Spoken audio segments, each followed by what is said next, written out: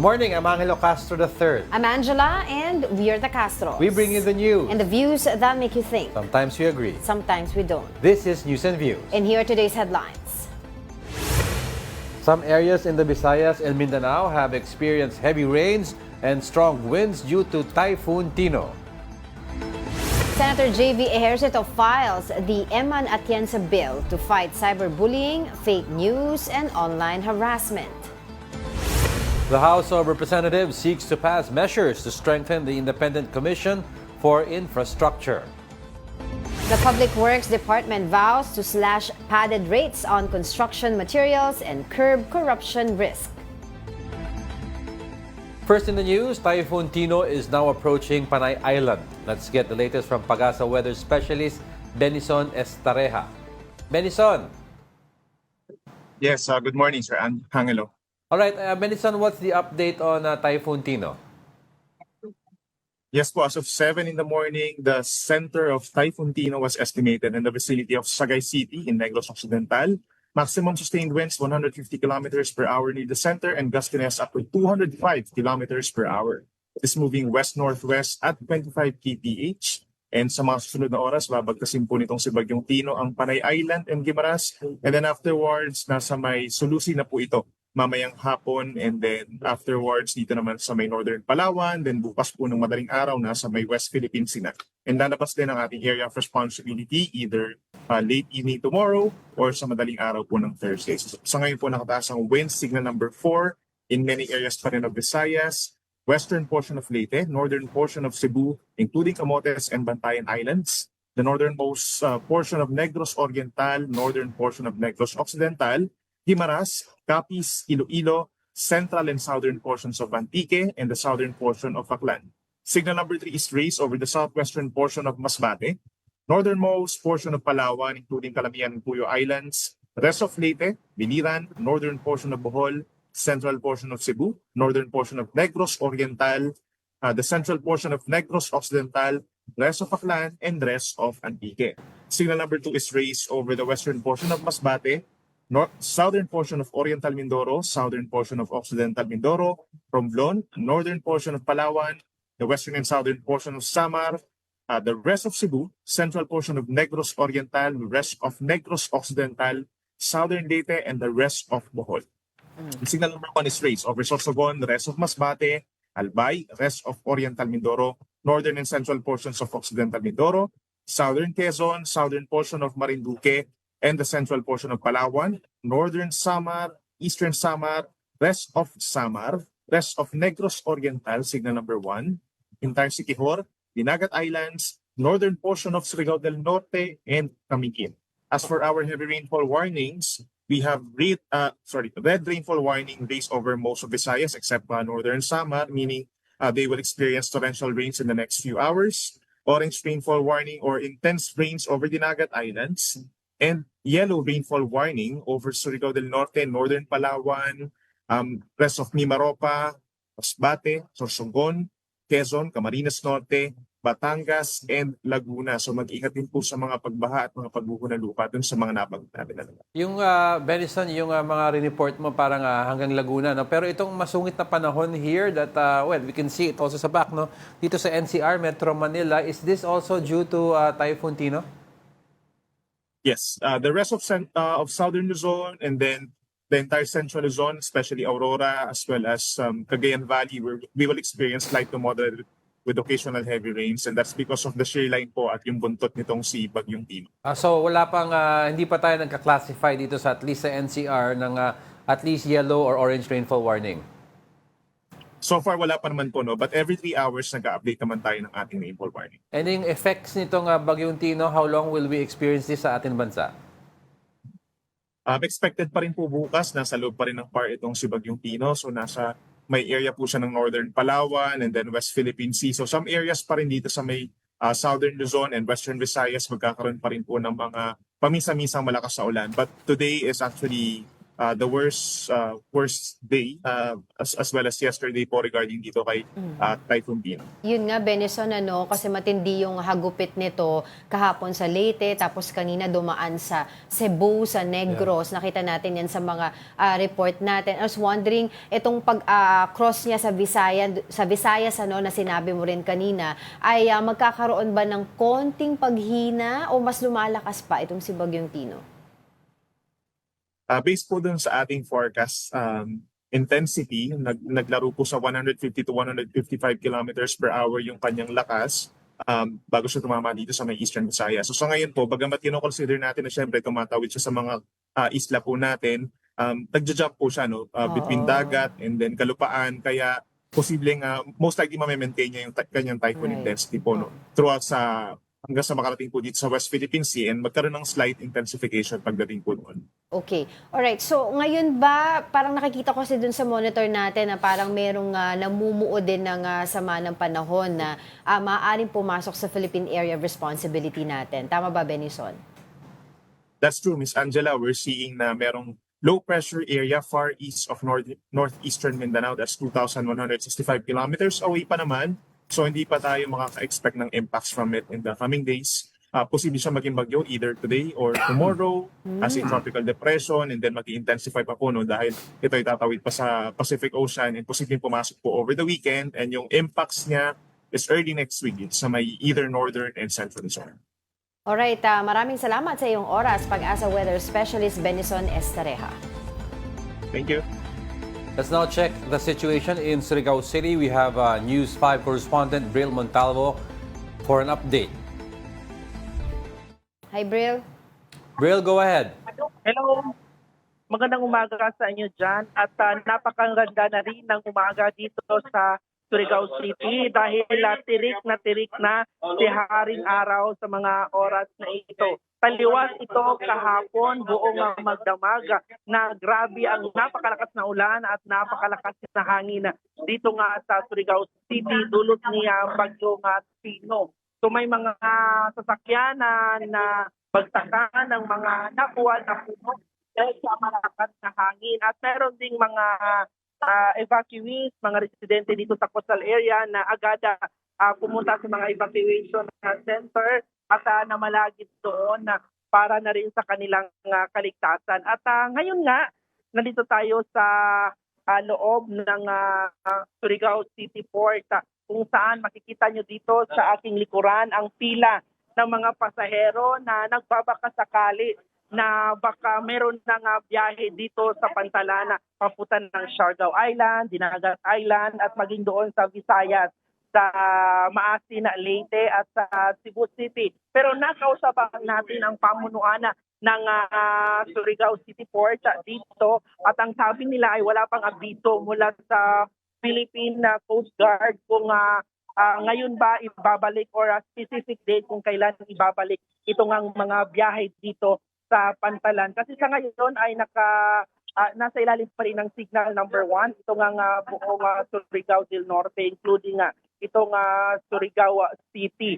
So sa ngayon walang mga biyahe pa dito. Pero itong mga pasahero dito, nagsipilahan, ay pakita lang natin ito. Ito yung mga pasahero. Kaninang umaga, napakarami ito nila na nagsipuntahan dito. Pero ngayon, biglang kaunti na lang sila, yung iba umuwi at umuwi sa kanilang mga kamag-anak dito sa Surigao at namalagi muna doon. May iba naman dito na 3 araw na nga stranded at kanina nga may nakausap tayo na OFW na itong flight niya papuntang Hong Kong is ngayon sana November 8 pero hanggang sa ngayon nandito pa siya sa Surigao City kasi yung travel niya is from Dinagat Island to Surigao City, then Surigao City to Cebu City, Cebu City to Manila, din Manila to Hong Kong.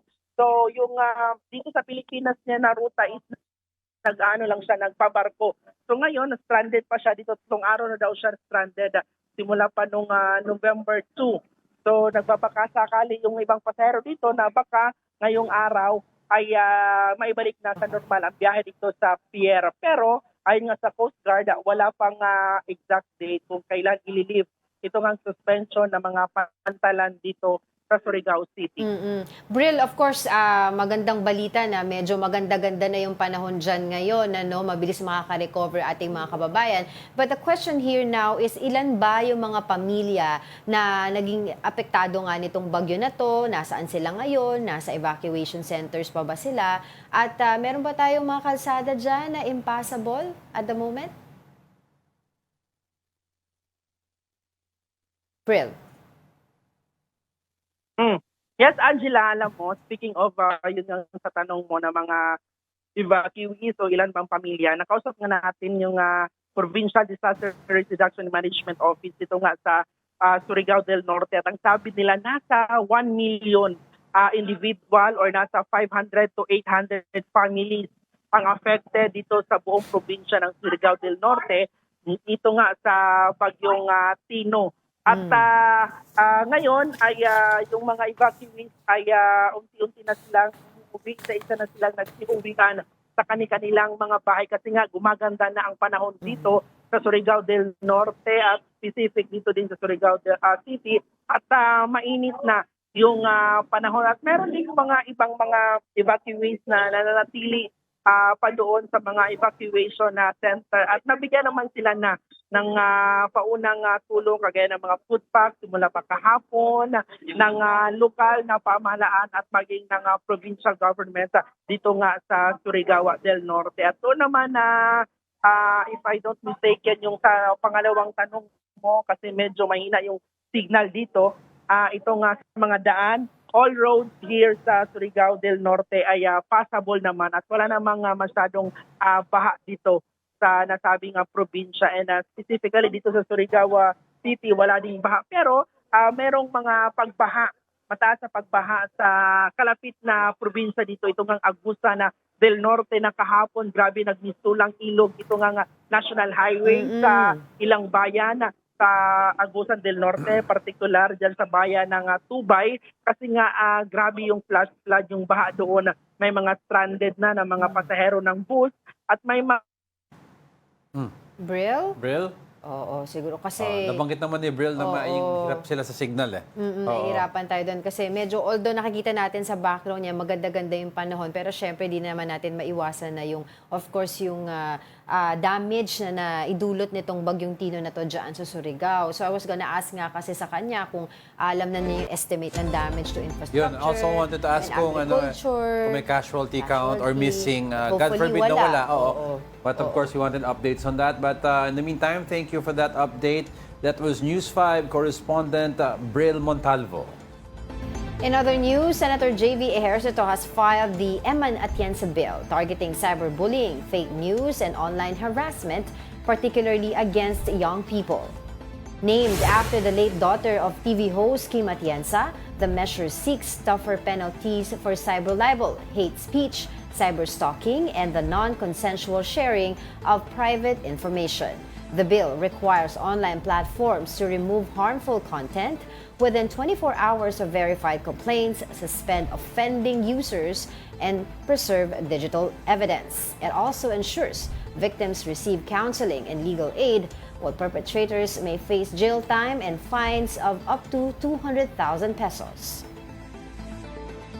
Joining us now is Senator J.V. Ejercito, who recently filed the Eman Atienza bill, a measure that seeks to curb cyberbullying, fake news, and online harassment.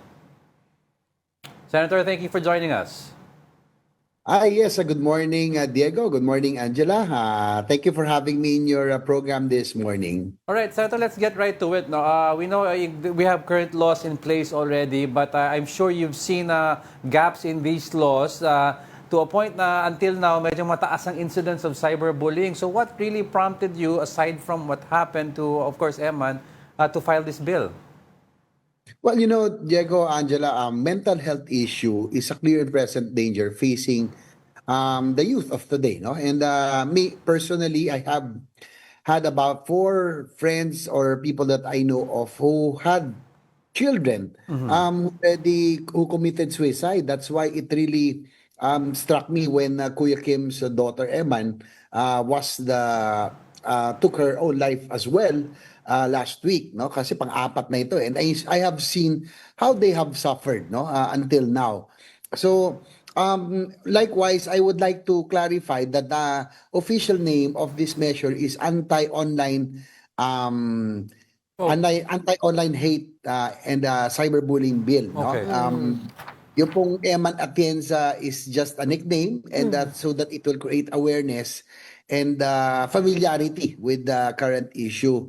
And I also for the information of everybody, I also authored the mental health law, which was Yes. passed in 2019. So consistent naman tayo dito with regards to mental health issues, no? And I think that this bill will be supplementary to the other measures, no? That Yeah. like the mental health law, and likewise yung pong Cybercrime Prevention Act, people will say meron na tayong Cybercrime Yes. Prevention Act and Anti-Bullying Act, but they are limited in scope, no? Because with this measure,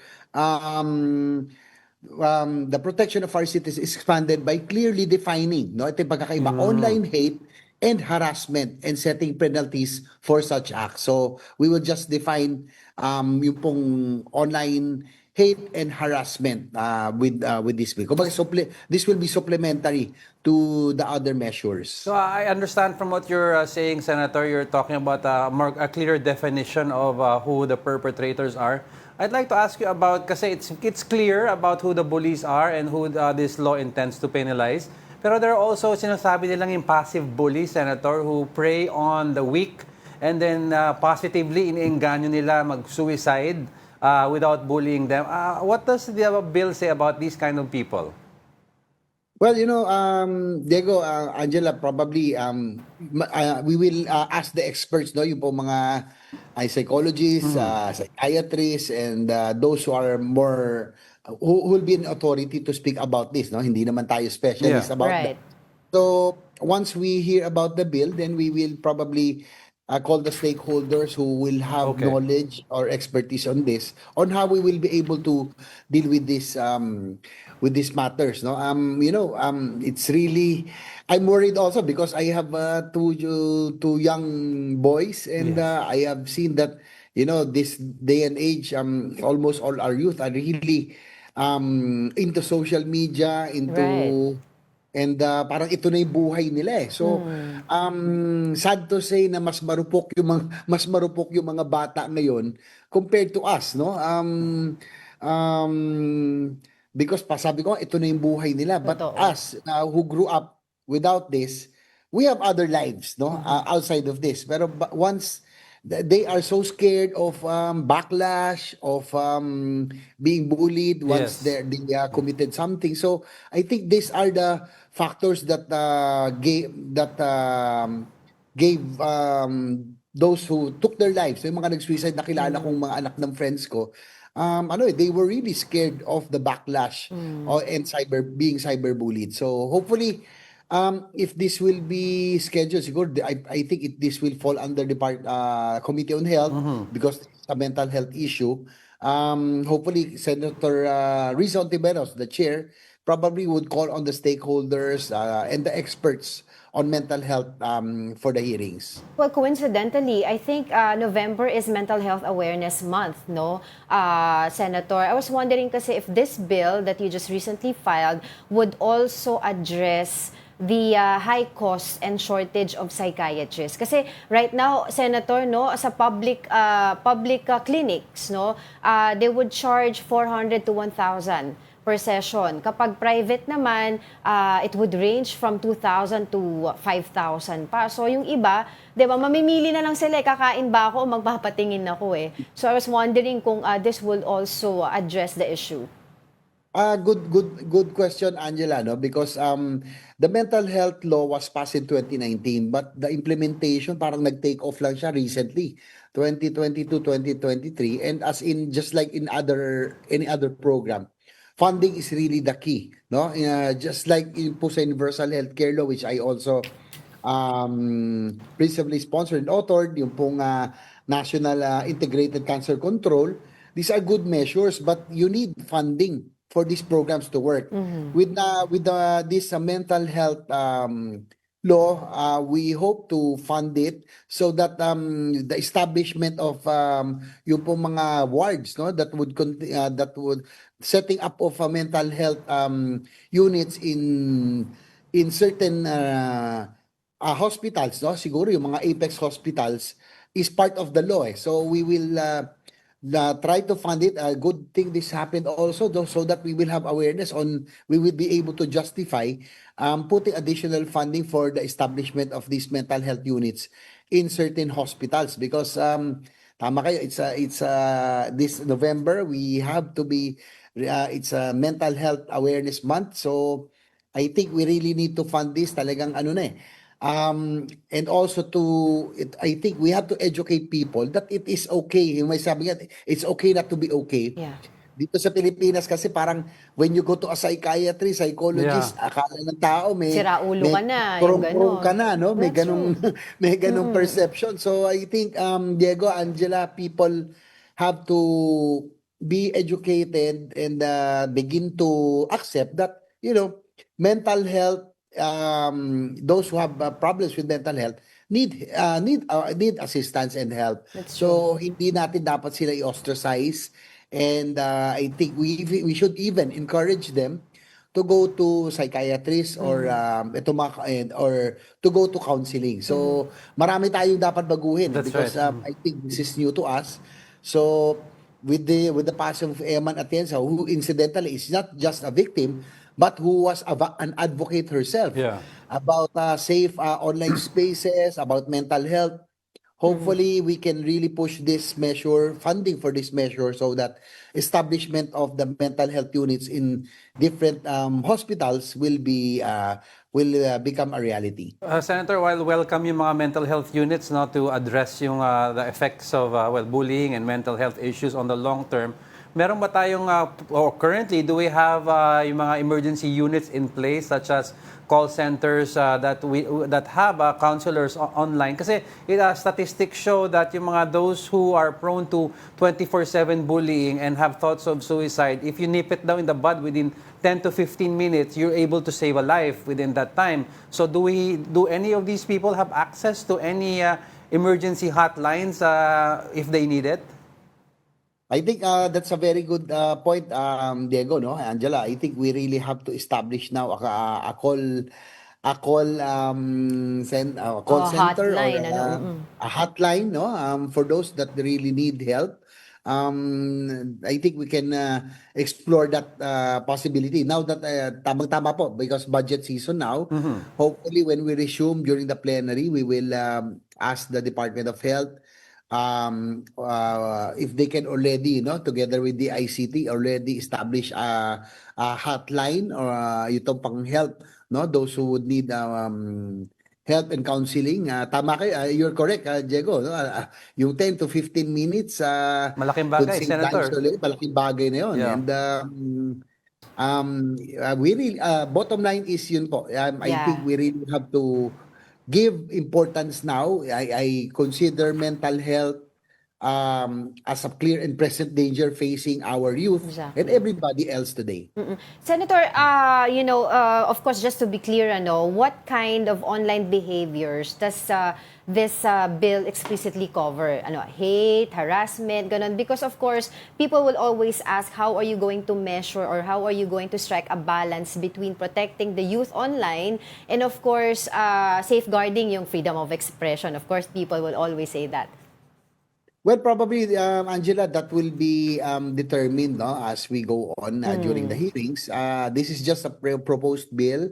So, yun po, yung delineation, no, ng hate, what is considered as hate, harassment, and cyberbullying, vis-a-vis against yung pong curtailment of freedom of expression. Of course, we are, yun ang mga social media, is a platform, is a forum for expressing ourselves. We do not want to curtail freedom of expression, but at the same time, we would want to save lives as well, because That's right. I have, again, doon po sa akin past, in my experience, 4 of my friends already, no,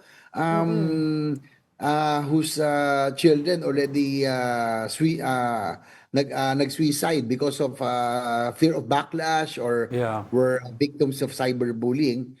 we really have to give attention to this also. So, yun po, we will just have to determine that as we go along, and we Yeah. will ask the stakeholders, and siguro yung mga psychiatrists and psychologists will be able to determine what can be classified as hate, online hate, cyberbullying, and harassment Harassment. against Yeah. yung pong curtailment of freedom That's of true. speech. Pending yung specific, Senator, kasama ba sa suggestion nyo is also reformation of the bullies? Yung probably because if we teach society that these things are bad, baka also mabawasan ng mga bullies.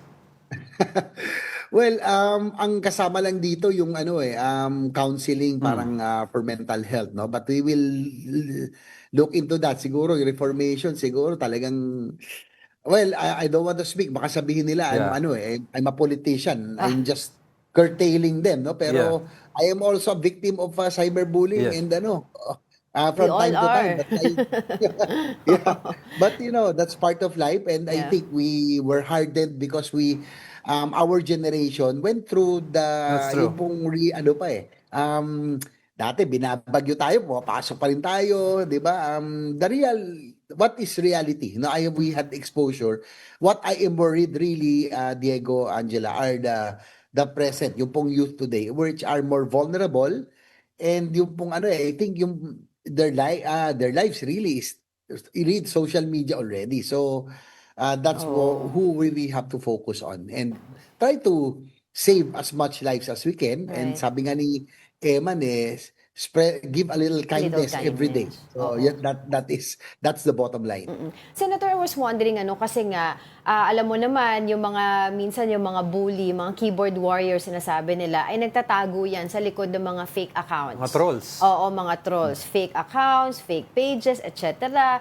Or sometimes gagamitin lang nila yon para makapang-bully, pagkatapos nun deleted na yung page, no? So I was wondering kung na-envision nyo na po ngayon while creating that law, kung papaano natin ma-enforce, no, given the online environment, no, na dynamic that we have right now. Paano natin Well, Angela, ma-enforce?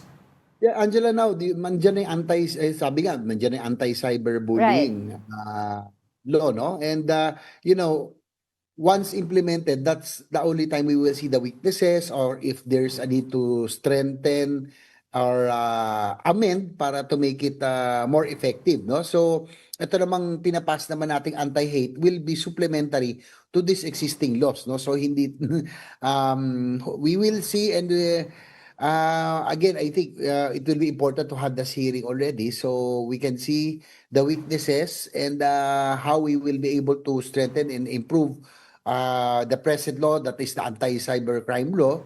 And ito namang if we can improve further this anti-hate and anti-online hate, no? If they can work together and complement each other. Saan sa inyong interpretation ba ang trolls? Kasi may mga politicians also who are victims of bullying, and they are victims from trolls. So ang definition ba ng trolls, are they also considered bullies? Well, I would say so, no? Because they really na ang nakakalungkot dito, Diego, Angela, for example, yung Twitter before, I was so active there because it's a forum for healthy discussion, debates, but towards the end, parang naging Battleground. toxic na, no? Tama ka ko, Sen. Naging Sabi mo topic yung word na. healthy discussion nawala sa social media. Nawala yun, Diego, no? And naging pabastusan na. Pag meron That's right. tumira parang somebody would comment that is really, halimbawa, bastos talaga. Mas bastos yung sa kanila. So, Clap they, back. it's social media is a new, I would say it's something new, unlike mainstream media, that there is accountability, 'di ba? Meron tayong etiquette that this will Yeah. be followed. So we just have probably to mature with this new online social media, and itong bagong newfound online freedom of expression, no? Right. It's difficult so we will have to see. Tingnan natin sa mga hearings on how we'll be able to police or Well, promote etiquette once again in social media. Parang kasi sa media, Sen, pag may ginawang mali kami sa media, of course, there are strict penalties in place. that That is keep us correct. in check. But matagal na usapin na to sa Meta, sa X. How do we strike a balance between holding them accountable and losing investments on their part? Yun na, nga. That's the difficult part because social media is a new animal, so to speak, compared to the mainstream media, and that's the big difference, no?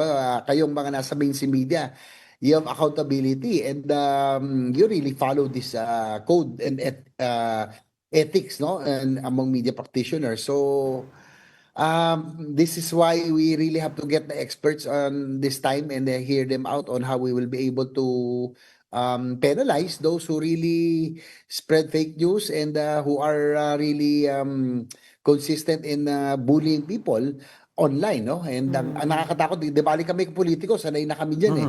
I am really worried about the young people who are Yes, more that's right.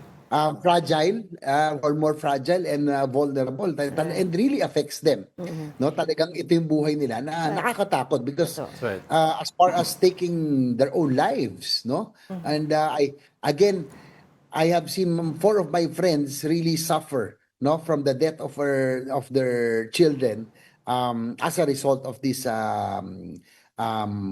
online Right. bullying and Well, Senator, we're looking forward to the discussion of this bill sa Senado, no, sa komite ng health. But for the meantime, since you're here na rin, baka pwede naman tanungin ka na namin ng konti tungkol sa Senado. Kamusta po sa Senado ngayon? Well, ngayon we were busy the past month, although we were on break. Nag-break muna doon sa floodgate Flood control scandal issue, so oo. to speak, flood control issue. But we were kami ni Senator Gatchalian, the Chairman Committee in Finance, and myself as the Vice Chair of the committee. We have been very busy hearing the different budgets and agency, no? Right.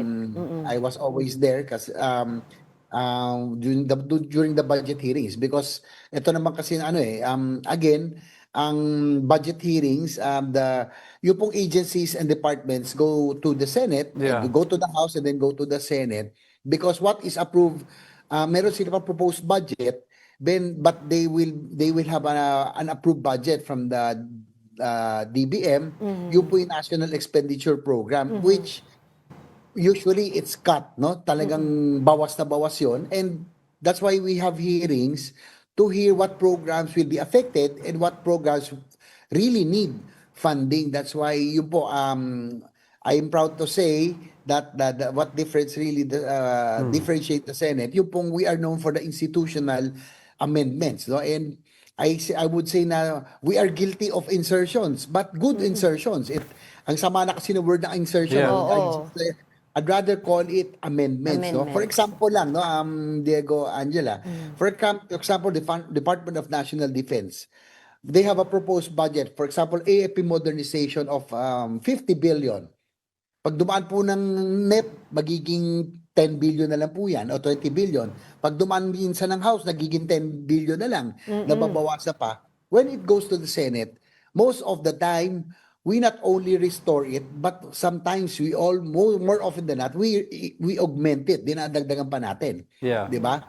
Because hearing, especially for the precarious situation in the West Philippine Sea, so dinadagdagan po natin yan. For example, Department of Health, ganito yung proposed budget po nila, ito na yung approved ng NEP, ito yung sa Yeah. House approved budget, they will go to the Senate. Ako po, of course, I'll be biased, the principal author of Universal Healthcare, ano ba maapektuhan? So dadagdagan po natin yan and we will introduce the amendments. So, yun, I think we were busy this past month hearing all of these agencies and departments, and we will have some good reforms and good news probably, no? Si Senator Gatchalian and I and the other and our colleagues work together to introduce reforms and improvements. May mga magaganda tayong balitang in the coming weeks, no? As we go on and as we bring the budget hearings to the plenary. Sana nga, Senator, we're looking forward to that. But also, lastly, no, Senator, quickly lang po, katanungan ng marami, ano po ang stance nyo sa impending, supposedly, pagbabalik ni Senator Lacson sa Blue Ribbon? Well, I can work with anybody. Actually, kami ni Senator Lacson, had a good professional relationship, no? Actually, naging victim din ako, Diego, Angela, oo. ng fake news and online, ano, no? Misinformation that when Senator Lacson resigned, nagkataon na ako daw yung naging cause. Now that he is making a comeback to the Blue Ribbon Committee, ako rin daw yung nagtulak. So, nalilito na rin ako. But bottom line is just, it was even offered to me, no, nung nag-resign si Senator Right. Lacson. Okay. Right. But before that, we were communicating already I was communicating with Senator Lacson. Before he resigned, I suggested even to call on some people or personalities that need to be called. And he agreed, no? Sabi ko, sir, we already, ano na tayo, yung sa Bulacan District Engineering Office, Kala Alcantara, Bryce Hernandez, no? Ano na tayo dyan? Namuro na tayo dyan. We have to look at the other districts who are notorious as well. Yung Yeah. pong Bindoro, Yeah, na oo. 1 billion yung net, naging 20 billion. 1.5, naging 20 billion in 2 districts. So, notorious din po ito, and I suggested for him to call the regional director and the other DPWH officials in that particular district engineering office in the region 4B, which he agreed, no? So, ako naman personally, this is the biggest scam or corruption scandal ever to hit in our history, our government. Yeah. Those who will really be found guilty has really kailangan talaga may makulong. Certainty of a punishment is really a must so that, people's trust would be regained in government. Right. Kasi That's right. talagang tirang-sira ang gobyerno ngayon, no? And ako naman, my concern with Senator, if ever si Senator Lacson, we have to be consistent in knowing the modus, no? Kung sino talaga yung perpetrators, who are the most guilty. Let us just refrain. Ako po yung naging siguro dito ko na it seems that we are diverting that time na parang other personalities are being named, but we are already forgetting yung pong linya natin on the real perpetrators of this whole Yes, modus, that's right. who most guilty. And I think, Diego, Angel, I really have a good picture on idea on how they did this modus, no? Kaya nga, hopefully when the Blue Ribbon Committee hearing resumes, I will be presenting ito pong modus, how the proponents and how the DPWH counterparts Work together. did this whole collusion. Scheme. Oh, and may the biggest pasabog si scandal. Sen, So may pasabog po kayo sa pagbabalik pasabog kayo, ng Sen, Blue Ribbon. Di naman, because I also became a member of the House of Representatives. Right. No? Yeah. And I still have a lot of batchmates or friends or former colleagues in the House na nagkwento rin sa amin on how things were done. No? Hindi naman lahat ng congressman salbahe. Hindi naman lahat ng contractor salbahe. Hindi naman lahat ng senador salbahe. But because of the sins of a few, lahat Yeah. sila Nadadamay. Oo. nadamay lahat. Okay. So they Alright. gave me some information. So I more or less I have an idea on kung paano talaga nila ginawa itong scheme na ito. Talagang nakakalula. Abangan namin yan, Sen. talagang Abangan namin Abangan yan, namin yan. nakakalula Senator. din talaga. Oh, we have so much question but we don't have much time anymore. Pero yun nga, abangan po namin, of course, yung usapin sa budget, kung ano po mangyayari dun sa unprogrammed funds. And of course, syempre, ang tanong din po dito, Senator, kung iimbisagahan yung ibang lugar, uunahin niyo po ba yung turf din daw ng Pangulo natin, which is sa Ilocos? Alright. Yes, we will look into that. Sa akin yan, lang naman, no, yung in-expose si Congressman Toby Tiangco, nakita natin doon yung mga lumobo, yung mga district after GAA. So, right Yun there ang- and then, makita mo na talagang may mga nilagyan silang distrito na alaga nila and doon nila ginawa yung kanilang Scheme nila. kalokohan. Okay, alright. Maraming salamat po muli sa inyong oras, Senator JV Ejercito. Thank you. We'll be back with more stories after the break. Keep it here on One News. Good morning. You're still watching News and Views here on One News. As Typhoon Tino continues to bring strong winds and heavy rainfall across parts of the country, several local government units have announced suspension of classes and work today, November 4. In Mimaropa, no classes in Occidental Mindoro, Oriental Mindoro, Romblon, Marinduque, and Palawan, including key towns like Coron, Puerto Princesa, and Taytay. In the Bicol region, suspensions are in effect in Albay, Camarines Sur, Catanduanes, Masbate, and Sorsogon. Across Western Visayas, classes are suspended in several towns and cities in Aklan, Capiz, Antique, Negros Occidental, and Iloilo. In Central Visayas, Cebu City has no classes until Wednesday, November 5. And in Eastern Visayas, provinces such as Leyte, Samar, Northern Samar, Eastern Samar, Southern Leyte, and Biliran have all declared a suspension of classes and work. Several airlines have also declared flight cancellations for passenger safety. Affected flights are now flashed on your screens.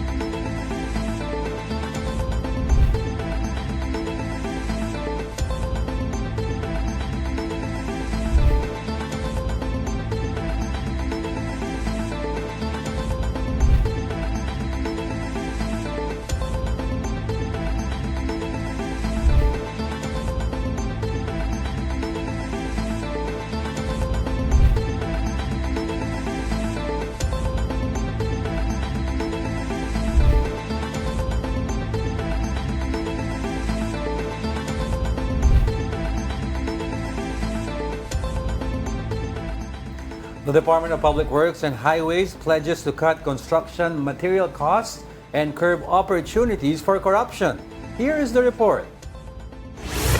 Amid mounting allegations of anomalies within the Department of Public Works and Highways, Secretary Vince Dizon continues to roll out sweeping reforms to clean up the agency. The newest move targets cost-cutting through correcting bloated material prices across new projects. The DPWH discovered that actual market prices of key construction materials were marked up by double or more. For example, asphalt in the Mimaropa region reportedly cost the DPWH more than 23,000 pesos per metric ton. However, the true market price is below 6,000 pesos, meaning an almost 75% overprice. Steel sheet piles in Caraga were billed at nearly 85 pesos per kilo. The real market price is only around 36 pesos. This is about 57% overpriced. The department now says that the pricing in the 2026 budget will match actual market rates, no more padding, no less. Mami-minimize natin ang opportunities for corruption. Bakit?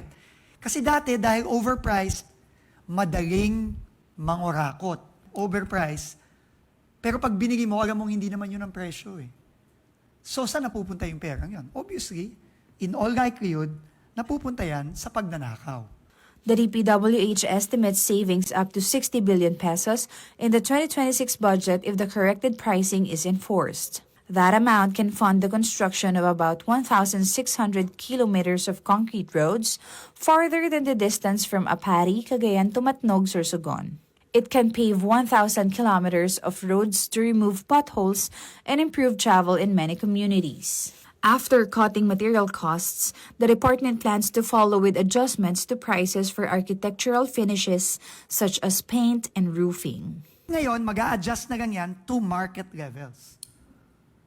No, future DPWH secretaries, hindi na nila mababago yan. Unang-una siguro, mahiya naman sila kung baguhin nila yan. At ibalik nila ulit dun sa plus 70%, plus 50%, plus 30%. If the private sector can build a road at those prices, why cannot government do the same? Walang rason kung bakit hindi. Dizon assured that cost-cutting will not compromise project quality. President Bongbong Marcos has likewise instructed the department to pursue reforms without sacrificing infrastructure integrity. The House of Representatives seeks to strengthen the Independent Commission for Infrastructure through proposed measures. Here's the report. The House of Representatives is looking to pass this November the proposed law seeking to strengthen the Independent Commission for Infrastructure. Two measures are currently pending in the chamber: House Bill 4453 filed by the group of Representative Laila de Lima and House Bill 5699 by Representative Toby Chanco. The bills aim to give the Commission more powers, including contempt and subpoena powers, the authority to issue whole departure orders, to sequester or confiscate properties, and to directly file complaints against those involved in corruption and anomalies. Yesterday, the House Committee on Government Reorganization began its briefing on the measures. According to its chair, Bulacan 6th District Representative Salvador Plato, House Speaker Boji D himself directed them to fast-track its approval. If necessary, they plan to ask the President to certify the measure as urgent. Pag natapos po dito, ang schedule, may timeline kami dito, 17, gusto ni Speaker madala na po sa Senado. Siya nagbigay ng instruction sa akin na i-apura namin ito. Kaya nga nandito kami kahit na bakasyon. Nag-meeting na kami para sigurado sa 11, pagpasok natin sa 10. Sa 13, kailangan matapos na sa committee para madala na namin sa plenary. Plato added that the measure should be enacted into law, not merely through an executive order that can be changed by any sitting president. Imagine wala silang pondo, galing lang sa contingent fund ng ating Pangulo. Kailangan magkakaroon sila ng sarili lang pondo para sa machineries nila, para sa staff nila, yung secretariat, para sa mga sweldo ng yung mga iba pang pangangailangan. Maraming kailangan kasi panggastos dyan sa isang commission. Among those who attended yesterday's briefing were some of the bill authors, including Kamanggagawa Party List Representative Eli San Fernando, who underscored the importance of granting more powers to the ICI. Ang end goal nito ay bigyan ng mas malawig na kapangyarihan yung Independent Commission for Infrastructure. Kasi nga, in its current form, yung itsura ng ICI talagang inutil eh. Walang kapangyarihan yung ICI. So, ang goal dito ng mga lawmakers ay mabigyan ng kapangyarihan. Now, for more updates at the ICI, we're joined by mobile journalist Arles de los Santos. Arles, ano ang bago?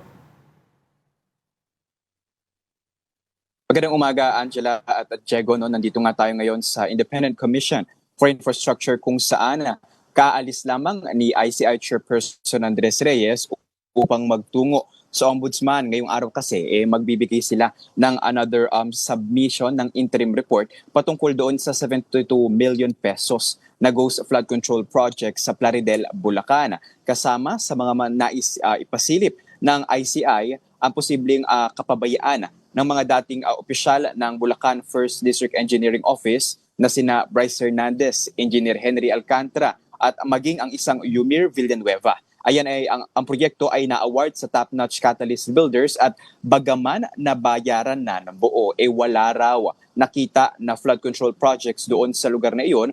Bagaman nagkaroon din ng impormasyon ang Commission on Audit na nais daw ilipat itong proyekto na ito pero hindi yan dumaan sa tamang proseso at kahit daw nangyari iyon, ang kanilang request na ilipat itong proyekto na ito ay wala pa rin na buo na flood control project doon. Kaya naman kasama sa pinaiimbestigahan at nais ipasilip ng ICI sa Ombudsman ay ang mga matataas pa na opisyal nito kagaya na lamang nila dating DPWH Secretary Manuel Bonoan at ang mga DPWH Undersecretary nito na sina Maria Catalina Cabral at si Roberto Bernardo.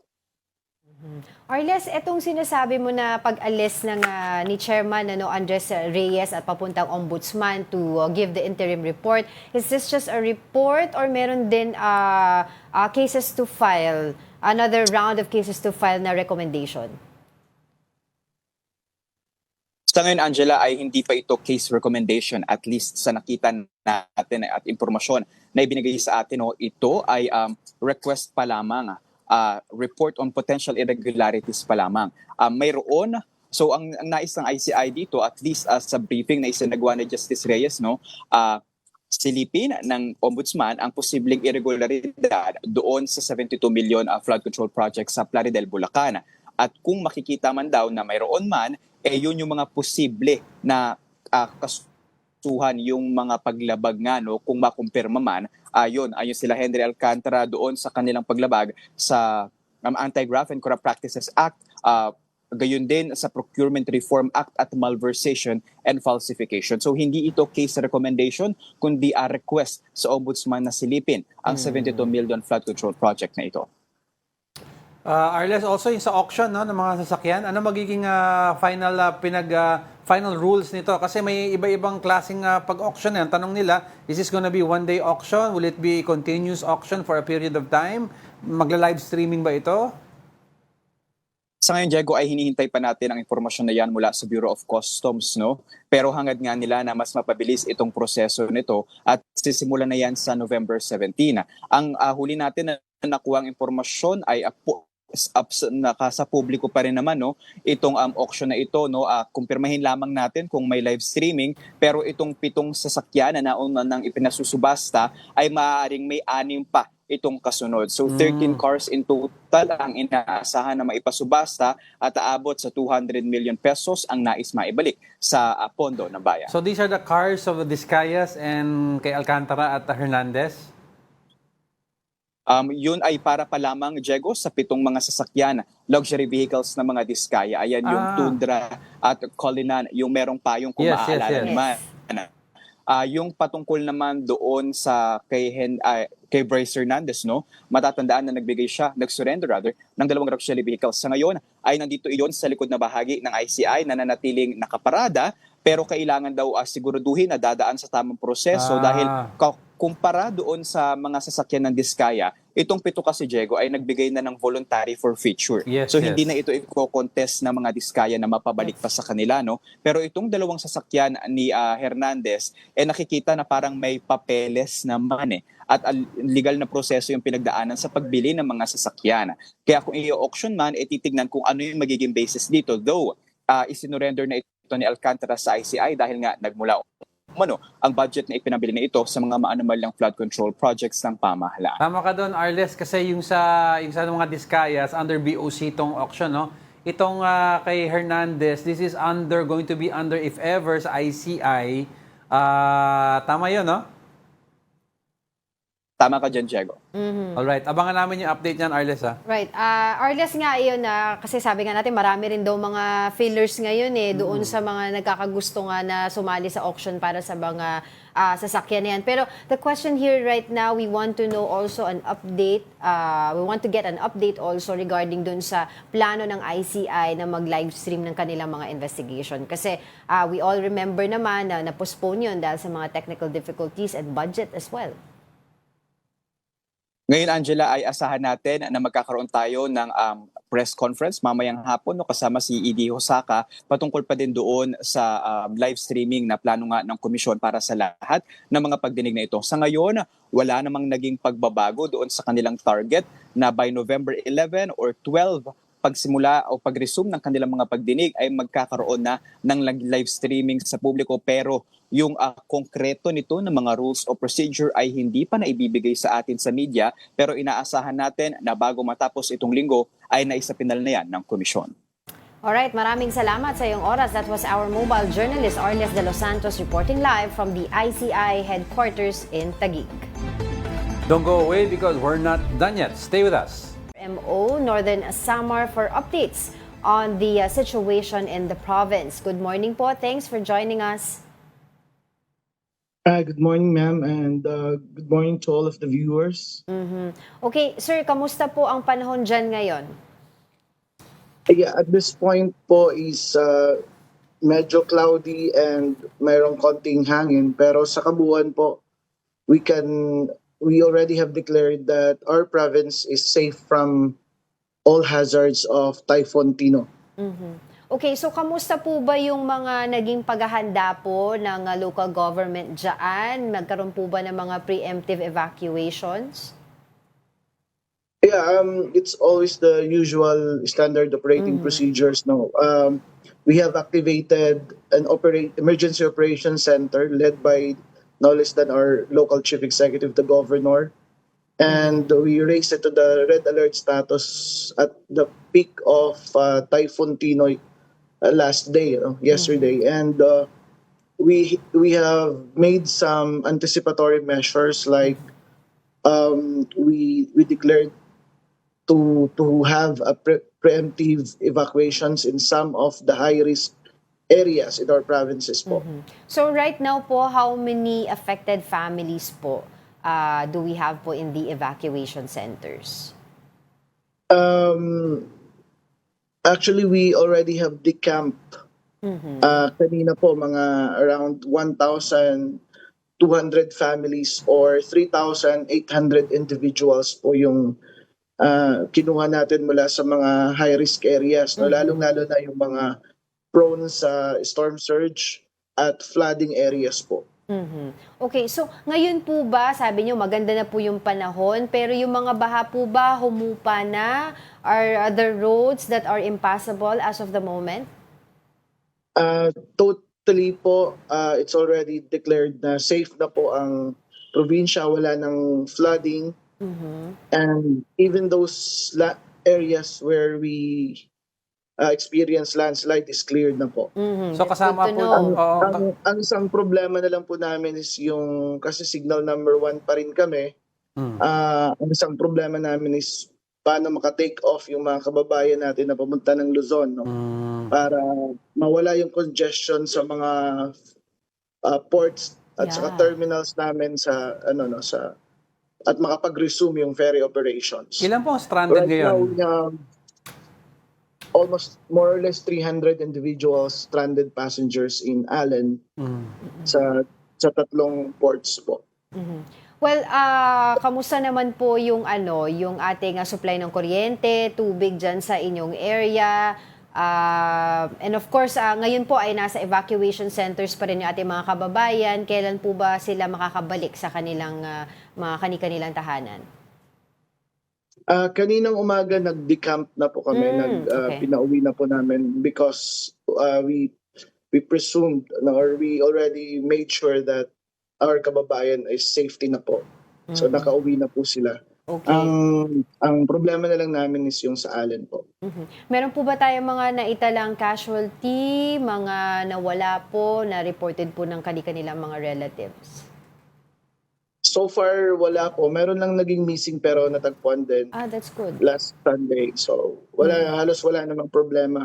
Generally, no, we have zero casualties po. Oh, that's good to hear po, sir. And ngayon po ba, meron na po ba tayong datos kung magkano po yung naiwang, kumbaga, damage po ng Bagyong Tino, infrastructure, agriculture sa inyo pong area? So far, wala pang consolidated data pero I assume na mas maliit to sa inaasahan dahil hindi nakapag-landfall or hindi man lang lumapit sa amin si Typhoon Tino. Oo. Okay, so kanina po nabanggit nyo 3,800 individuals yung mga na isali po natin kahapon sa preemptive evacuation. So sila po yung mga nasa high-risk areas as you've mentioned earlier. Was wondering kung dyan po sa local government ay napag-uusapan na po na permanently mai-relocate na po itong families na ito, itong individuals na ito para po every time magkaroon ng bagyo, hindi na po kailangan sila i-evacuate. Wala na po sila dun sa high-risk areas. Tama po yun. Actually, we already started our science-based governance. We've been doing land use planning and development since 2022.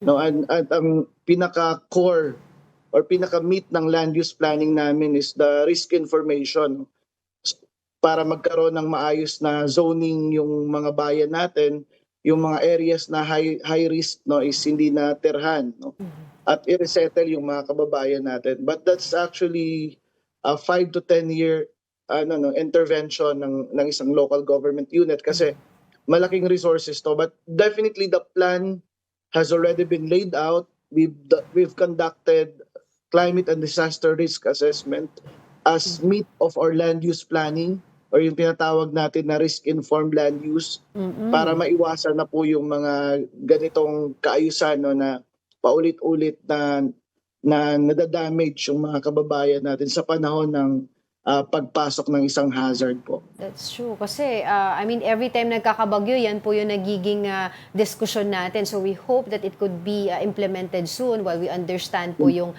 cost nito. But of course, syempre, kontra naman po doon sa versus sa safety po natin mga Some of the local kababayan. government units actually has already implemented that. In fact, at the community level, once climate and disaster risk assessment is done, they would normally fund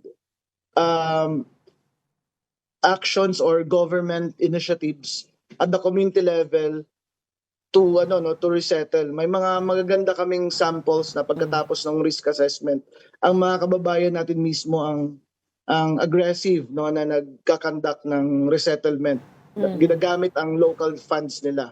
So very effective po dahil participatory governance at community risk assessment ang ginagamit natin. So nagagamit to, alam ng mga kababayan natin yung risk ng pagsisettle sa mga areas na yun. Na sila na mismo ang gumagawa ng mga hakbang para makaiwas pangmatagalan sa mga sakuna. No? Alright.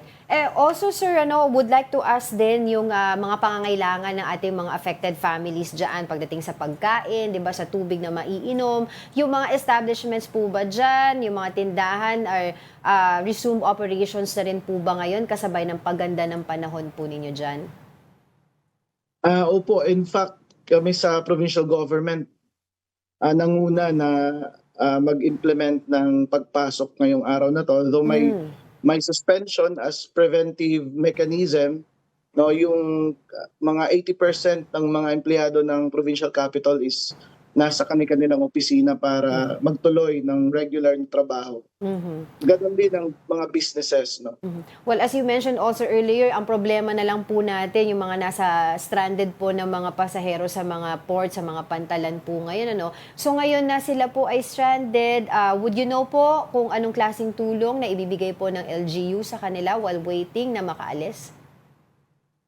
Normally, yung immediate relief, pagkain, at tubig, no, at saka hygiene kits, no, ang pinoprovide natin. Normally, nagtutulungan ang provincial at saka municipal governments para mag-complement sa mga pangangailangan ng ating mga kababayan doon sa mga terminals, no.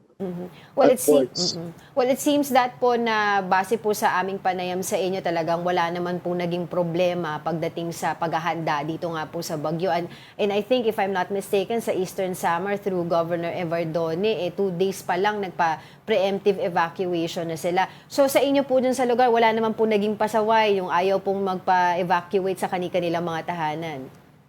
Wala po, kasi ang kagandahan po sa atin, nagko-community risk assessment tayo. We're doing a community-based disaster risk governance, capacitating our local government functionaries at the community level. So alam nila no na na-transform natin yung risk information into community knowledge. So sila na mismo normally walang resistance at paulit-ulit natin ginagawa to dahil I think that's the way of life dito sa mga bayan na nakaharap sa Pacific Ocean po.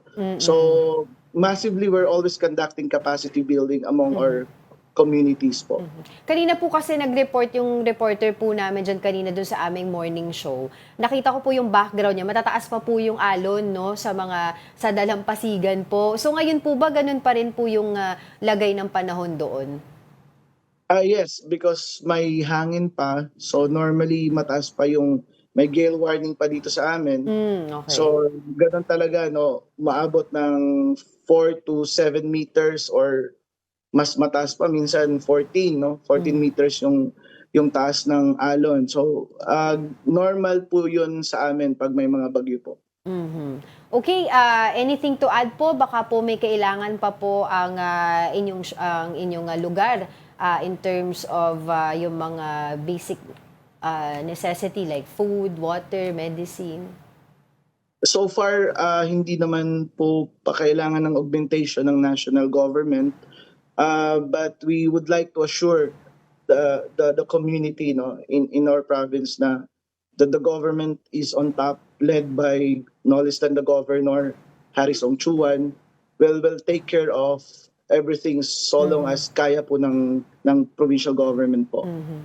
Alright, with that, maraming salamat po sa inyong oras, Ray Josia Etchano, Department Head of PDR-RMO Northern Samar. Mag-ingat po kayo. Mag-ingat po kayo at mabuhay po kayo, ma'am. Salamat po. The National Bureau of Investigation says it still has no information on the whereabouts of Orly Gutesa, a key figure linked to the flood control controversy. NBI OIC Lito Magno clarified the Bureau's role so far was limited to examining the affidavit of the notary involved and not tracking Gutesa's location. Gutesa was earlier reported under the protection of the Philippine Marines, which the Philippine Navy has since denied. Sa ngayon ho ay wala ho talaga kami pang alam kung nasaan siya, no. At naging partisipasyon lang ho ng ating NBI ay nung inatasan ito ng ating Manila Trial Court para magsagawa ng isang examination. Forensic. Doon po sa sinasabing affidavit kung saan dininay ang signature ng abogadang nagnotaryo. Magno added that the NBI is set to file 3 to 4 new cases next week in connection with the flood control scandal, this time involving elected officials. Dito po sa mga susunod ay malamang meron na po. I don't want to preempt the... I understand, sir. Pero at the very least, anong nature ng trabaho ng mga to na nakikita yung sasampahan ng kaso? Kahit wala pang pangalan, I understand that. Pero anong level? Congressman, senator, legislators? Nabanggit nila, ito yung mga elected officials. Now, from kinilaw and sashimi to grilled and sinabawan, General Santos City is known for delicious and affordable tuna. But after recent bouts of bad weather, some sellers say they've had no choice but to raise their prices. Para bigyan ng mukha ang balita, Mobile Journal, Denise Valdesancho.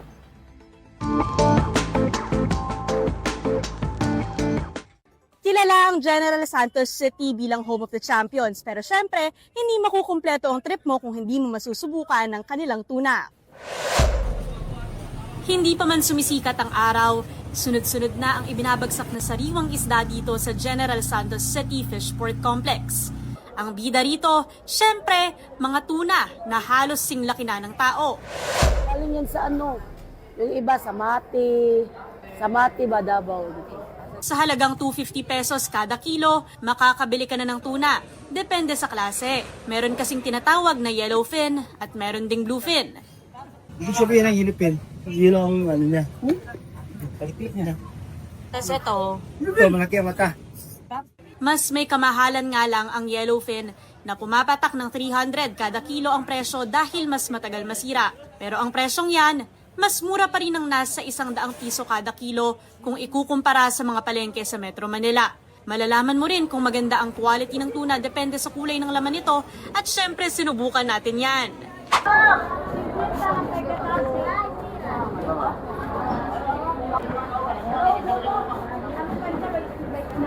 Kapag mamula-mula ang kulay ng laman, good quality yan. Perfect para sa mga putahe tulad ng sashimi. Pero kapag katulad nito na halos puti na ang kulay, hindi raw kagandahan. Pero pwede pa rin magamit para sa ibang putahe tulad ng sinigang. At kung dadayo ka ng Jensan, ang dapat mo raw subukan...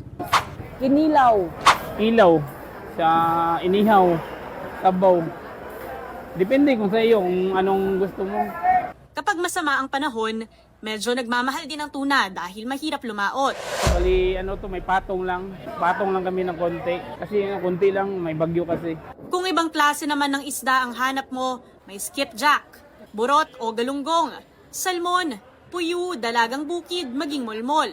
Kaya kung balak mong bumisita, magsuot ng bota at magbaon din ng madaming lakas dahil sa dami ng pwedeng pagpilian. Dito mga alas 7 pwede na. Kung sa visitors lang. Kasi wala mang ID. Kung pupunta kayo dito, mag-iwan mo kayo ng ID, di ba? Kapag dadayo sa isang lugar, hindi lang magagandang tanawin ang dapat nating goal. Pag-aralan din natin ang kanilang kultura sa pamamagitan ng pagkain. Mga kapatid, Mobile Journal Denise Valdesancho po, hatid ang mukha ng balita. In sports, Filipina tennis star Alex Ayala continues to make history, finishing her 2025 season as the world number 50 in the latest Women's Tennis Association rankings released on November 3. Her breakthrough came at the Miami Open, where a strong campaign lifted her to world number 75 before climbing further to number 51. She followed that up with a first-round victory at the US Open and a title win at the Guadalajara Open, marking one of the best seasons of her young career. Ayala now sets her sights on the 2025 Southeast Asian Games in Thailand, where she's expected to lead the Philippine tennis delegation. We'll be back with more. Stay with us.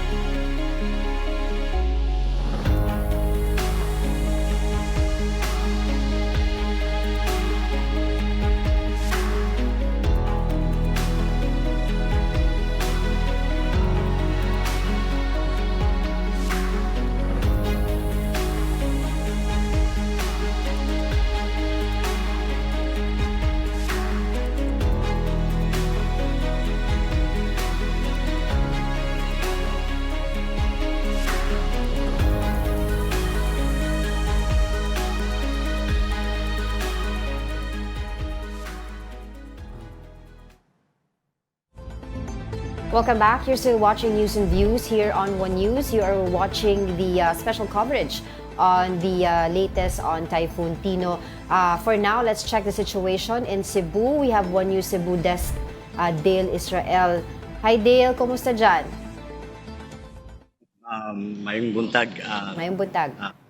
And Angelo, nandito tayo ngayon sa Cebu Provincial Capital from the Emergency Operations Center dito sa Capital. At natala natin nakuha nila dito yung data na 32,600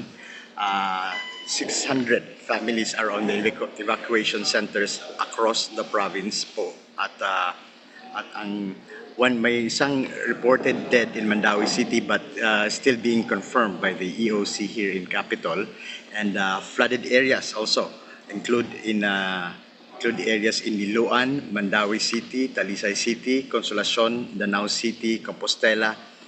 They are extremely flooded. There are some families are actually stranded inside the subdivisions and communities and blocked areas kasi hindi sila makalabas sa kanilang mga houses kasi binabaha. And several areas also in Cebu City also remained without power as of now. And several areas also do not have power also in the province, including Ibantayan, Tabogon, Compostela, Santa Fe. That's Tudela in Camotes Group of Islands, Bourbon, Sogod, Mogo, Medellin, and in Bantayan Islands. So, what is the local government doing right now to address these concerns? No, yung sinasabi mo stranded na mga ilang kababayan natin sa kanilang mga bahay, yung walang supply ng kuryente. Actually, nandun ngayon si Governor Pam Marcuatro doon sa Talisay City para sa yung marami kasing mga pamilya doon ang ngayon ay na-stranded din sa baha doon sa Talisay City. At nandun siya para personally supervise yung recovery or rescue ng mga pamilya nandoon sa Talisay City. Dale, bakit hindi nakapag-evacuate yung mga ibang areas? Kasi di ba alam ko nag-issue ng preemptive evacuation notice ang several LGUs. Pero hindi lahat for example sa Compostela, alam ko madami rin naiwan sa kanilang mga bahay Hindi na ka-evacuate yung kasi inaakala ng iba mahina lang yung tubig ulan. Nangyari kasi kagabi malakas yung ulan. Tapos hindi naman malakas din yung hangin pero hindi naman ganoon in-expect kasi ng mga tao dito yung parang caliber ng Odette, yung lakas ng hangin. At kasi in 2021 yung bagyo dito mahina yung ulan tapos malakas yung hangin. Ang nangyari kagabi malakas yung ulan tapos yung hangin hindi naman ganoon kalakas pero kaya na-surprise yung maraming tao. Okay, so itong sa sinabi mo na 32,600 na affected na individuals by this Typhoon Tino, ilan dito yung mga nasa evacuation centers, Dale? Actually, yung 32,000 nasa evacuation centers lahat na yan. 608 families. That's more than 60 or 100,000 individuals. I was wondering, Dale, kasi if you were able to check the evacuation centers there sa Cebu, of course, para kumustahin ang kalagayan ng ating mga kapatid na nandoon. Actually, yung this is actually the evacuation centers are spread all around the province. So every town may evacuation center. Yung especially yung sa Bugo, meron din yung quake hit areas, meron din silang evacuation centers. At ngayon pati yung mga urban areas ay na-affected na rin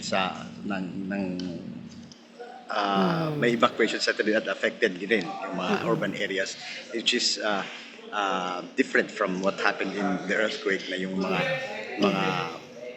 far-flung areas lang yung affected lang ng Okay. Dale, so what do you think happened here? Anong initial assessment ngayon ng government there pagdating dun sa usapin na nabanggit mo kanina na may mga ibang kababayan tayo na trap sa kanilang mga bahay, sa second floor ng kanilang bahay, and normally they won't hindi nila to na-experience before na ganitong klaseng pagbaha.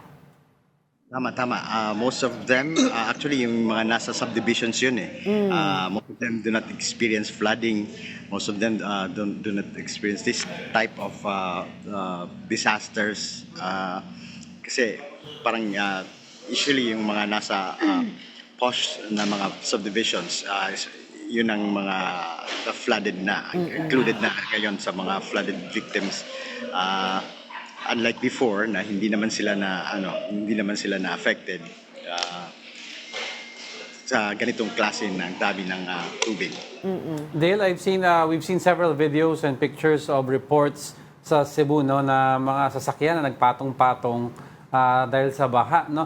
Would you say itong mga areas na ito na naipakita ay i-clear na or still up for assessment? These areas are actually being attended to by the city government, and ang sinasabi ginagawa yung clearing operations now ngayon sa lugar na ito.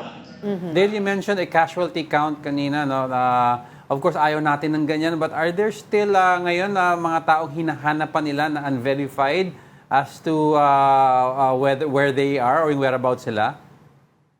As per the EOC situation report naman, wala namang missing persons na nakalagay dito sa report. Pero yung isa, yung sa Mandawi City, yung may reported dead yung Mandawi City. Pero vine-verify pa yung identity. And I'd like to clarify, Dale, is the state of emergency being considered?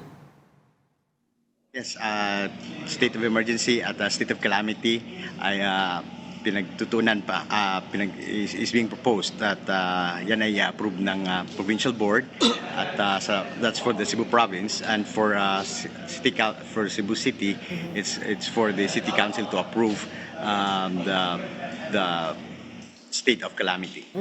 Dale, kasi kanina we were able to talk to PDRRMO head ng Northern Leyte at sabi niya isa sa naging problema nila until now ay yung stranded na mga passengers sa kanila mga pantalan. So dito naman sa Cebu, most especially itong Mactan Cebu Airport, kamusta naman yun?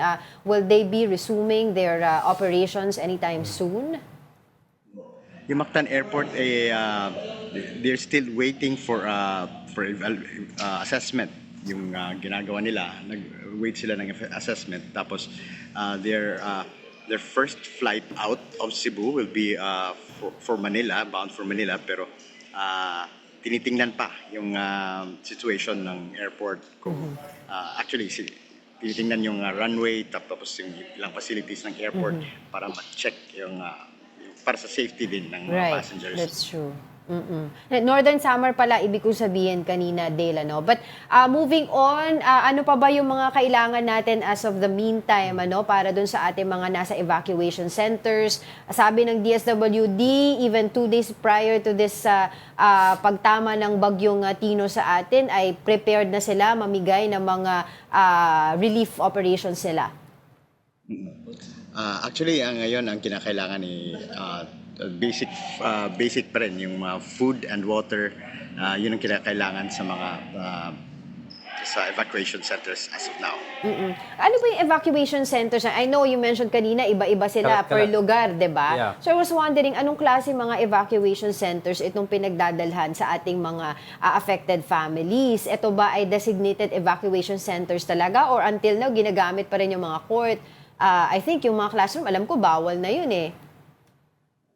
Actually, ang ginagawa yung mga yung bawat barangay may mga sports center, yung ginagawa ng mga center. Oo. Tapos yung pag kinakailangan yung iba naman yung one story lang na school building gagawin ding evacuation center to prevent people from fearing na may aftershock. So yung one story lang na one level na school building ang gagawing evacuation center. Well, of course, we would like to know also, kasi medyo mainit na sa background mo, Dale, So, kamusta na yung lagay ng panahon dyan ngayon? Actually, yun na nakaka-weird ng situation kasi after ng bagyo, just like in 2021, pagkatapos ng bagyo, biglang uminit na, yung parang summer na yung yung weather. Pero ngayon, mahangin pa rin sa labas. Mahangin tapos wala nang ulan pero malakas pa rin yung hangin, bugso ng hangin. Alright, with that, maraming salamat sa inyong information. One News Cebu Desk, Dale Israel. Ingat kayo dyan. At this point in time, let's head over to Mon Gualvez. I think he's Eastern also Samar. in Eastern Samar. Yeah. Hey, Mon. Hi, Angela. Hi, Diego. Yes, nandito kami ngayon sa G1, Eastern Samar. Currently, itutuloy-tuloy ko na, medyo, hindi kasi maganda talaga yung signal right now. Isa sa mga naging challenges dito sa probinsya ng Eastern Samar. Pero sa ngayon, tumila yung ulan dito sa malaking bahagi ng probinsya. Pero ano pa rin, makulimlim pa rin ang panahon at nagbabadya na baka anytime biglang bumuhos pa rin ang ulan dito sa probinsya. Ating namin ito pinakadulo na bahagi ng Eastern Samar, itong ang bayan ng Giwan, na pinaka-naapektuhan ng bagyo. Sayang, hindi lang kaya ng signal, pero I want to show you yung grabing epekto nito in terms of damages sa kanilang mga houses and structures dito sa area. Lalong-lalo na yung dalawang island barangays nila, Suluan at saka Humonhon, na talagang halos na wipe out ang lahat ng mga bahay and structures in the said island barangays.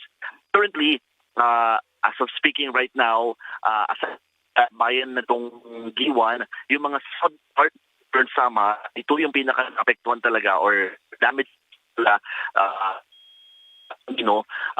binabagtas papuntang Leyte and Southern Leyte. And so far, bagamat madaming nasirang mga bahay dito sa bayan ng Giwan, wala naman silang reported na casualties or missing as of the moment, habang kinukompile pa rin yung mga reports in their barangays and even in the whole province.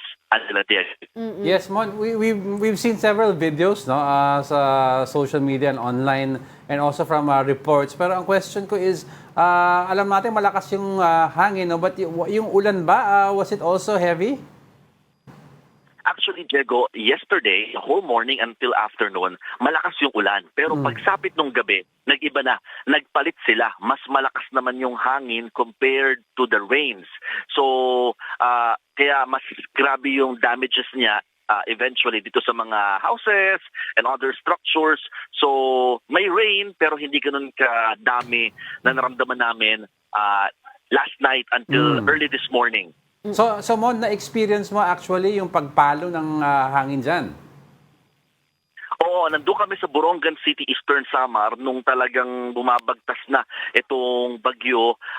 Papunta sana kami ng bayan ng Giwan, which is around 2 hours from Borongan. Pero pinabalik kami kasi nga hindi na safe nung ganung oras na maghahating gabi at maaring ma-prone sa landslide dahil yung mga bundok, siyempre dahil nga tuloy-tuloy ulan nung umaga hanggang hapon, maaaring lumambot na yung lupa at baka magkaroon nga ng corrosion dun sa area. So, pinabalik kami at talagang ito naman yung time na mas grabe na yung hangin at ulan dito sa southern part ng Eastern Samar. Yung naramdaman namin kahapon na malalakas na hampas na hangin at ulan, wala pa yon. Sa matinding galit na hangin at ulang naranasan. Southern part ng probinsya. Last on my part now before I turn you over to Angel. Mon, ano ba yung highest signal dyan sa area ng Eastern Samar na naranasan nila? Signal number 4, umabot mga kapatid, Diego, sa itong southern part ng Eastern Samar at yung pinaka yung mga island barangays talaga ang damage dahil dito dumaan halos itong mata ng initially, according to Pag-asa, ito talaga yung tatamaan dapat, pero bumaba pa siya ng konti, kaya halos mga island barangays lamang ang But yung signal number 3, halos malaking part pa rin ng Eastern Samar yung nakataas na wind signal until last night, pananalasa nga ng Typhoon Tino. I was wondering, Mon, kung which area sa Eastern Samar yung barangay or area na sinasabi mo kanina early on na hindi makontak dahil wala ngang signal ng communication? Yun, Angela, itong mga southern part ng province ang talagang walang signal. We tried to stop sa may General MacArthur pero all the networks, lahat talagang nag-down. Isa yan sa mga nahirapan ng provincial government, bayan ng General MacArthur, even yung sa may Giporlos, nandiyan din yung sa Salcedo. So ito yung mga nasa mga katabi na ito halos ng bayan ng Giwan na talaga naapektuhan. Dito sa Giwan, may lumulusot-lusot. Nag-set up na rin ng provincial government ng mga satellite network para nga mas madaling maabot itong mga areas in terms of at least asking for the updates at saka ano ba yung mga kailangan ng lugar dahil nga sa naiwang pinsala nitong Bagyong Tino. So dito sa bayan ng Giwan, nakakuha naman ng konting information dito sa mga island barangays. At ngayon, pumunta rin dito, nagulat kami, dumating din yung provincial government just to help them in terms of setting up. So kanina nga natanong mo sa akin, ano bang gagawin doon sa mga areas na nahihirapan sila. They personally actually went to the affected towns na wala silang contact So far, kanina yung dinaan naman namin, wala namang mga damaged roads, bridges. So passable naman lahat.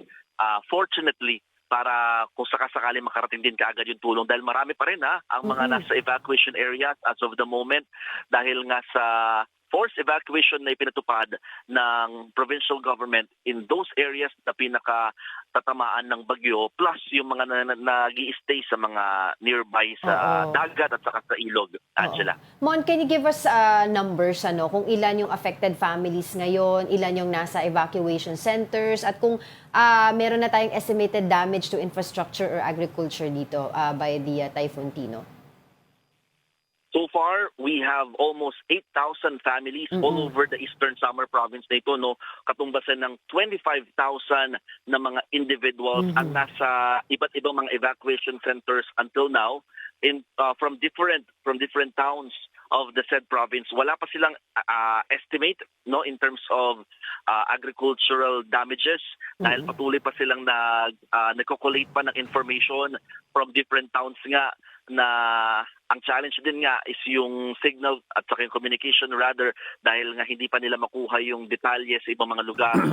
So far, yung mga evacuees pa lang meron silang bilang na itatala sa kanilang latest situational report. Mon, may mga nabanggit ka kanina na mga damage to houses, ano yung tulong na ibibigay sa mga taong nawala ng bahay o nasira yung bahay from the government? Will they be rehomed or may financial assistance? Sa mga experience natin, Diego, sa pagko-cover sa mga ganitong klaseng calamities, initially ang ginagawa ng DSWD is yung pinaka-immediate na tulong muna, mga relief packs or food packs ang ibinibigay nila, and then afterwards, after ma-assess yung mga affected residents in terms of the partial and totally damaged houses, nagbibigay naman ng financial assistance doon sa mga specific na mga naapektuhan nga. Pero dito sa bayan ng Giwan, may dagdag ko lang din ang update kasi din dito. The council is planning to at least mag-declare ng state of calamity para nga magamit din nila yung kanilang funds in terms of relief operations dito sa naturang town. So isa yan sa mga developing story right now here in the said town. So baka makatulong din eventually sa mga nasira yung kanilang mga bahay at saka mga ari-arian. So, yes, meron bibigay naman na financial assistance. Hindi nga lang ganun kalaki. So talaga isa yan sa mga pinakakailangan ng mga residente na natulong aside sa mga pagkain at tubig is yung mga bubong, mga gamit pang construction. Oo, para maibalik ulit nila yung kanilang mga tirahan na nasira. Would you say, very quick na lang, Mon, yung ginawang preemptive evacuations 2 days prior na mag-hit ang Typhoon Tino dyan sa Eastern Samar ay talagang nakatulong? Wala naman mga naging pasaway pagdating sa pag-evacuate sa kanilang mga bahay? Eastern Samar is greatly was one of the affected province nung time nung bagyong Yolanda. At yun yung parang naging learning nila na kaya halos wala namang naging matigas ang ulo, at mula sa preemptive evacuation hanggang sa forced evacuation talagang nagsilikas halos lahat ng mga residente, and it turned out well kasi nga so far zero casualty pa dito sa Eastern Samar. Wala rin sila mga reported missing, unlike in the past na maraming nawawala ng mga mangingisda na naglaot pa rin. So ngayon talaga 2 days prior to this talagang mahigpit na ipinagbawal yung mga sailing, yung mga pangingisda ng mga kapatid nating mga fishermen.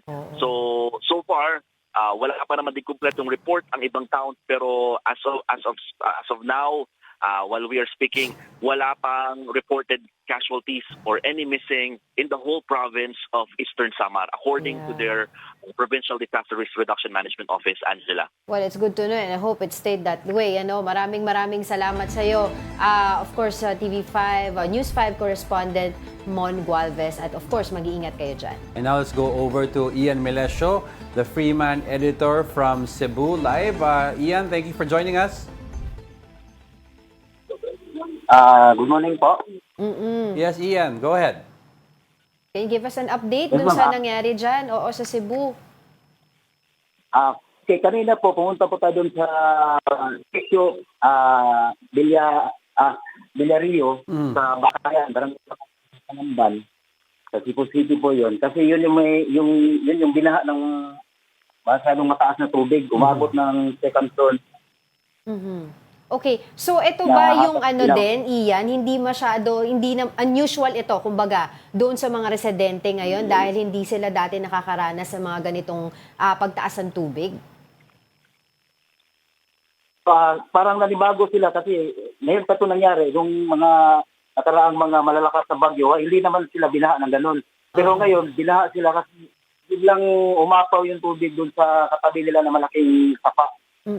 Lumampas sa bridge, tapos pumasok doon sa subdivision nila, nabigla sila kanina mga pasado alas 4.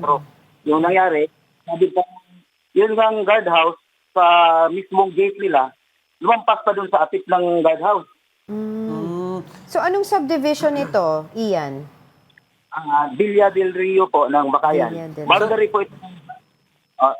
Boundary po ito ng Barangay Bakayan sa Barangay Talamban ng Cebu City. Napapagitan ng sila ng river na biglang buwan. Iyan, ano naging pagkakaiba nito kaysa sa mga dating mga pag-ulan? Mas malakas ba ngayon ang buhos ng ulan o talagang umapaulan talaga yung I think Baka mamaya may flood yung Sapa, control issue or din yun, dyan. baka may problema sa drainage nyo. Yung kasing kanina kinakausap ko yung mismong presidente ng Homeowners Association. Sabi niya, malinis naman yung subdivision nila kasi kahit ako nakapunta ako doon nung nangyari, malinis na yung subdivision, malalaki yung mga kanal nila, drainage nila.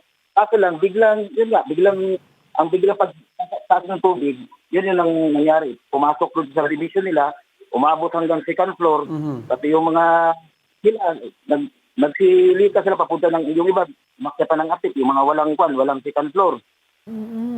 Saka yung makikita sa video, may video ko kanina, na-send ko lang, nagpa-pile up na yung mga sasakyan, kahit sa mga estina. Nagkapatong-patong yung mga sasakyan nila. Talaga nabigla sila. Kahit si Mayor Mr. Atibal, sabi pa niya, for the first time pa ito nangyari din sa area na yun. Okay. So, Ian, ito kasi you have submitted pictures here na pinapalabas namin sa aming monitor ngayon. May mga government officials dito. Ito ba yung subdivision na sinasabi mo? Can you tell us what happened here? Yung sa video na yan, pagdating ko doon, yun lang, nagsisimula na yung mga evacuation. Tapos, inamutan ko yung mga rescuers na kinakarga nila yung mga tao, yung mga lalo yung mga senior citizen. Meron pa isang senior citizen doon na injured. Tapos yung mga pets nila. Kasi yung Oo, nahihirapan tayo sa signal. Ian, can you repeat that? Medyo nawala ka. Go ahead. Nung dumating ako doon, inabutan ko pa si Mayor doon na habang nakikipag-usap sa mga officials ng homeowners. Yun nga, ang sabi nila, ang kinakatakutan nila, baka daw bumalik yung malakas na ulan, tapos bigla namang umangat yung tubig, baka problema na naman. So, ang ginawa nila, parang pinabakwit na muna yung mga residente, lalo na yung mga matatanda, yung mga bata. Okay. So, meron ka bang data kung ilan yung mga families affected dyan sa subdivision na yan?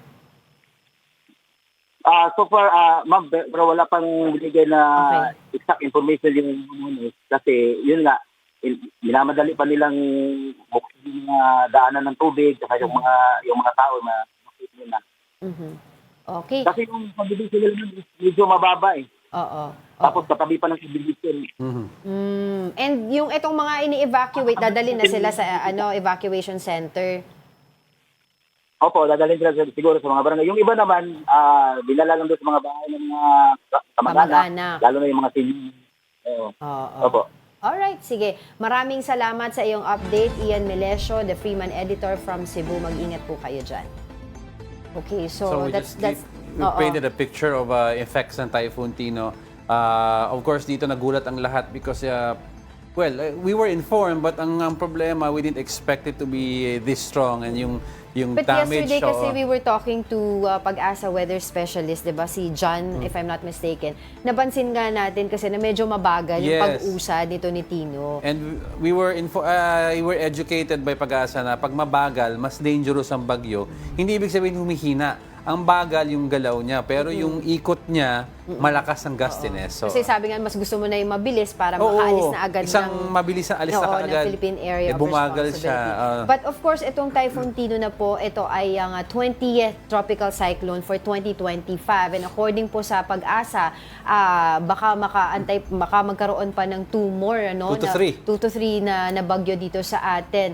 Itong Tino na to ay of course nagkaroon ng pagkakaroon ng affected areas, ang Visayas, ang portions ng Mindanao, and of course several areas sa Luzon, at of course it has made landfall thrice sa southern Leyte, sa Cebu at Negros Occidental. Alright, and please stay tuned sa coverage natin sa bagyong Typhoon Tino at One News and One PH. We have a lot of updates throughout the day. Stay informed para you can keep safe.